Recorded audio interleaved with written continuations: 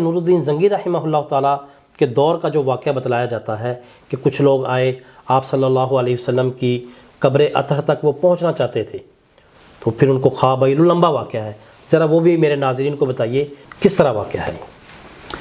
امام سمہودی رحمۃ اللہ علیہ نے اس واقعے کو تفصیل کے ساتھ ذکر کیا ہے۔ صحیح۔ امام سمہودی رحمۃ اللہ علیہ چونکہ تاریخ مدینہ منورہ کے ان ایتھینٹک علماء میں سے ہیں جنہوں نے اس موضوع پر بہت علمی اور میدانی کام کیا ہے۔ صحیح۔ تو امام سمہودی رحمۃ اللہ علیہ نے اس واقعے کا یوں تذکرہ کیا ہے حوالے کے ساتھ اور اپنی سند کے ساتھ اور پرانی کتابوں کا حوالہ دیتے ہوئے کہ تقریباً 6 صدی کے درمیان میں 555 ہجری کے قریب صحیح سلطان نور الدین زنگی رحمۃ اللہ علیہ نے خواب دیکھا نبی اکرم صلی اللہ علیہ وسلم کی زیارت مبارکہ ہوئی، سبحان اللہ، اور آپ ان الفاظ میں ارشاد فرما رہے ہیں کہ ان کو مجھ سے دور کر۔ صحیح۔ اور 2 اشخاص ایسے ہیں کہ جن کو وہ دیکھ رہے ہیں خواب کے اندر۔ صحیح۔ نور الدین زنگی رحمۃ اللہ علیہ خواب دیکھ کر فکر مند ہو گئے، بیٹھ گئے، سوچا کہ اب مجھے کیا کرنا ہے، کچھ سمجھ نہیں آیا، تو وہ دوبارہ سو گئے۔ دوبارہ ان کو یہی خواب دکھائی گئی، اسی دن، اسی وقت، اسی رات میں یہی خواب دوبارہ دکھائی گئی۔ بالکل ٹھیک ہے۔ پھر وہ فکر مند ہو کے اٹھے، بیٹھے، سوچا کہ اب مجھے کیا کرنا ہے، کچھ سمجھ نہیں آیا۔ صحیح۔ پھر لیٹ گئے، صحیح۔ تیسری دفعہ پھر یہی خواب آئی، پھر آپ اٹھ کے بیٹھ گئے اور اپنے وزیر کو بلایا کہ میں نے 3 دفعہ یہ خواب دیکھی ہے۔ صحیح۔ تو وزیر نے کہا اب انتظار کس بات کی، صحیح، آپ فوری تیاری کریں اور مدینہ منورہ پہنچیں، وہاں کچھ ایسا واقعہ ہے جس کے لیے آپ کو متوجہ کیا جا رہا ہے اور آپ کو بلایا جا رہا ہے۔ بالکل ٹھیک۔ تو سلطان نور الدین زنگی رحمۃ اللہ علیہ نے فوری تیاری کر کے اور ضرورت کے اسباب اپنے ساتھ رکھ کے اور بہت ساری نقدی اپنے ساتھ رکھ کے مدینہ منورہ کا سفر کیا، اور جس طرح حکمران آتے ہیں، ٹھہرتے ہیں اور اہل مدینہ میں ہدایہ تقسیم کرتے ہیں، تو انہوں نے اسی ترتیب کے مطابق کہا کہ تمام اہل مدینہ وہ ایک ایک کر کے میرے پاس آئیں اور اپنا تحفہ، اپنا ہدیہ وہ میری طرف سے وصول کریں۔ بالکل ٹھیک ہے۔ تو ایک ایک آدمی ان کے پاس حاضر ہوتا، وہ اس کی خدمت میں کچھ پیش کرتے اور وہ گزر جاتا، اور وہ پہچاننے کی کوشش کرتے کہ مجھے خواب میں جو چہرے دکھائے گئے ہیں کیا یہ وہ ہیں یا نہیں۔ اہل مدینہ ایک ایک کر کے سارے ان کے سامنے سے گزر گئے اور سب نے اپنا اپنا ہدیہ تحفہ وصول کر لیا، لیکن وہ جو 2 شکلیں دکھائی گئی تھیں وہ ان سب میں سے ایک بھی نہیں تھی۔ اچھا۔ تو سلطان نور الدین رحمۃ اللہ علیہ بڑا پریشان ہو گئے کہ وہ تو ایک بندہ بھی مجھے نہیں ملا۔ تو انہوں نے اہل مدینہ سے پوچھا بھائی اب کوئی اور باقی ہے؟ تو مان لے کہ نہیں، اور کوئی باقی نہیں ہے۔ انہوں نے کہا پھر سوچو۔ انہوں نے کہا نہیں، وہ 2 آدمی ہیں جو مسافر ہیں اور یہاں آئے ہوئے ہیں، وہ تو کسی سے ہدیہ لیتے ہی نہیں ہیں، وہ تو خود لوگوں کو ہدیے دیتے ہیں، وہ دن رات بس اپنی عبادت میں مصروف رہتے ہیں، تو وہ کسی کے پاس آتے بھی نہیں ہیں اور نہ کسی سے ہدیہ لیتے ہیں، بلکہ وہ کوشش کرتے ہیں کہ لوگوں کو ہدیہ دیں۔ صحیح۔ تو سلطان نور الدین زنگی رحمۃ اللہ علیہ فوراً فکر مند ہو گئے اور انہوں نے اپنے دربانوں کے ساتھ کہا کہ اب مجھے ان 2 آدمیوں کے پاس خود جانا ہے۔ صحیح۔ جب وہ ان کے اس کمرے میں یا ان کے گھر میں پہنچے تو دیکھا تو یہ وہی 2 شخص ہیں جو ان کو خواب میں دکھائے گئے تھے۔ بالکل صحیح۔ بڑے فکر مند ہو گئے اور پوچھا کہ تم یہاں کیسے ہو اور کیا کر رہے ہو؟ انہوں نے کہا جی ہم یہاں عبادت کے لیے آئے ہوئے ہیں، اور کہنے لگے کہ رات کو عبادت کرتے ہیں، دن کو ہم روزہ رکھتے ہیں اور بس دن رات اسی طرح عبادت میں مصروف رہتے ہیں۔ صحیح۔ سلطان نور الدین زنگی رحمۃ اللہ علیہ نے ان کے جواب کو سن کر حیرانی کا اظہار کیا کہ یہ تو بالکل مان ہی نہیں رہے کسی بات کو۔ اسی دوران سلطان نور الدین زنگی رحمۃ اللہ علیہ نے ان کے گھر کا جائزہ لیتے لیتے ایک چٹائی کو دیکھا جو بچھی ہوئی تھی۔ صحیح۔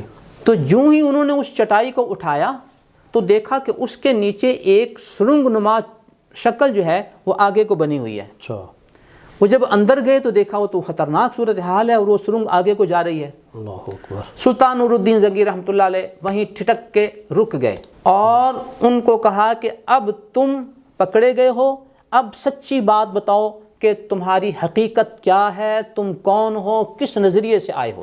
صحیح۔ جب انہوں نے دیکھا کہ اب تو ہماری کیفیت ظاہر ہو گئی ہے تو انہوں نے بتایا کہ ہمیں مغربی ممالک میں سے ایک ملک کے حکمران نے اس مقصد کے لیے بھیجا تھا کہ تم نے خفیہ طور پر وہاں جا کر رہنا ہے اور رہ کر تم نے قبور شریفہ تک رسائی حاصل کرنے کی کوشش کرنی ہے، اور معاذ اللہ ثم معاذ اللہ خاکم بدہن تم نے یہ کوشش کرنی ہے کہ نبی اکرم صلی اللہ علیہ وسلم کے جسم اطہر کو قبر شریف سے نکال کر تم نے مدینہ منورہ سے باہر منتقل کرنا ہے اور پھر ہم اس کو آگے لے جائیں گے۔ ہم اس مقصد کے لیے یہاں آئے تھے۔ ان کے بارے میں کہا جاتا ہے کہ وہ عیسائی مذہب سے، عیسائی دین سے تعلق رکھتے تھے۔ صحیح۔ تو سلطان نور الدین زنگی رحمۃ اللہ علیہ نے اس تحقیق کے بعد اور ان کے اس اعتراف کے بعد حکم صادر کیا کہ ان کی سزا یہ ہے کہ ان کی گردنیں اڑا دی جائیں، یہ ان کی وہ کم سے کم سزا ہے جو ان کو دی جانی چاہیے۔ بالکل ٹھیک ہے۔ تو یہ واقعہ ہوا اور اس کے بعد سرنگ کو بند کر دیا گیا اور سلطان نور الدین زنگی رحمۃ اللہ علیہ نے یہ فیصلہ کیا کہ اب دن رات یہاں کچھ ایسے دربان موجود رہنے چاہیے جو مسجد نبوی شریف اور حجرہ شریفہ کی حفاظت پر معمور ہوں۔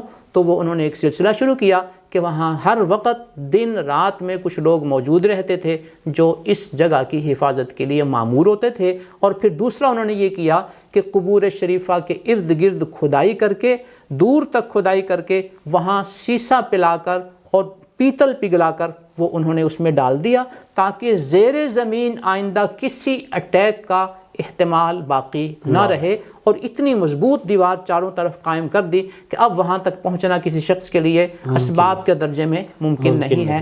یہ تھا سلطان نور الدین زنگی رحمۃ اللہ علیہ کے دور میں قبور شریفہ تک رسائی کا ایک اہم واقعہ۔ اس کے علاوہ مختلف ادوار میں مختلف کوششیں ہوئی ہیں، لیکن اللہ تعالیٰ نے ان کو شروع میں ہی ناکام و نامراد کر دیا، اور اس میں وہ تھوڑا سا آگے تو پہنچنے میں کامیاب ہوئے، لیکن نبی اکرم صلی اللہ علیہ وسلم کے جسم اطہر کو اللہ رب العزت نے محفوظ رکھا، اور قرآن کریم کی جو واللہ یعصمک من الناس، اللہ تعالیٰ آپ کو لوگوں سے محفوظ رکھیں گے۔ تو مفسرین کہتے ہیں کہ اللہ تعالیٰ آپ کو محفوظ رکھیں گے آپ کی زندگی میں بھی اور آپ کے اس دنیا سے پردہ فرما جانے کے بعد بھی۔ تو یوں اللہ تعالیٰ نے جس طرح نبی اکرم صلی اللہ علیہ وسلم کی آپ کی زندگی میں حفاظت فرمائی، اسی طرح آپ کے اس دنیا سے پردہ فرما جانے کے بعد بھی اللہ نے آپ کی حفاظت فرمائی، اور یہ اس کے لیے اسباب مختلف بنتے ہیں۔ کبھی اللہ تعالیٰ اپنے تکوینی نظام کے ذریعے ان پر سزا نازل کرتے ہیں، جیسے کہ مختلف اور کوششوں میں ہوا۔ کبھی اللہ تعالیٰ کسی اپنے بندے کو متوجہ کر دیتے ہیں اور اس کے ذریعے پھر ایسا قدم اٹھوا دیتے ہیں کہ جس سے وہ سلسلہ رک جاتا ہے اور مجرمین کو ان کی سزا مل جاتی ہے۔ اچھا حضرت، آپ نے بھی پہلے ایک واقعہ بیان کیا تھا کہ وہ اندر والی دیوار کا وہ دباؤ آ رہا تھا باہر والی دیوار کے اوپر، پھر وہ گئے، انہوں نے دیواریں گرائیں اور دوبارہ نئی دیواریں بنائیں۔ تو پوچھنا یہ تھا کہ جو نور الدین زنگی رحمہ اللہ تعالیٰ نے سیسا پلا کر جو دیوار قائم کی تھی، وہ ان دیواروں کے اندر کی جانب تھی یا کہ باہر کی جانب تھی؟ یہ بڑا اہم سوال ہے جی، کہ جب ہم حجرہ شریفہ کی دیواروں کا تذکرہ کرتے ہیں یا پڑھتے ہیں یا مورخین لکھتے ہیں تو اس میں جو بیرونی دیواریں ہیں ان بیرونی دیواروں میں اس سیسا پلائی ہوئی دیوار کا تذکرہ نہیں ملتا۔ وہ اس لیے کہ یہ دیواریں زمین سے اوپر نہیں ہیں، اچھا، یہ زیر زمین ہیں۔ چونکہ حملہ زیر زمین ہوا تھا تو انہوں نے زیر زمین وہ کھدائی کر کے وہاں یہ سیسا اور پیتل پگھلا کر ڈلوا دیا تاکہ نیچے سے آئندہ اس طرح کی کوئی کوشش نہ ہو سکے۔ بالکل صحیح، بالکل صحیح۔